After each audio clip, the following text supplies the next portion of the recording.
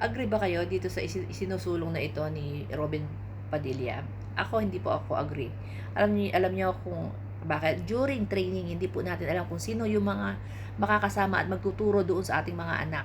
Diyan sa sinasabi niya na ano, yung kailangan mag-serve ka sa military. Maraming bansa. Ako, marami akong kilala na yung inaalis nila yung mga anak nila doon sa bansa na yon, para maiwasan yung pagse-serve sa military. Kasi siyempre mahirap naman talaga ang mag-train sa military, mag-serve sa military, di ba? Tapos gusto niyang gawin sa Pilipinas. Ipapadala mo yung anak mo tapos hindi natin alam kung anong klaseng torture or baka may hazing pa yan, di ba? Nalalamigan, nasa bundok, anong klaseng training ang gagawin nila.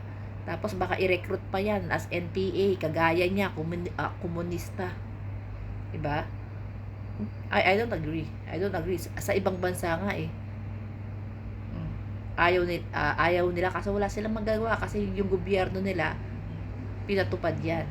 Kaya yung iba, bago pa mag-serve yung mga anak nila, pinapadala na nila sa ibang bansa. Inilalabas na nila sa mga bansa nila.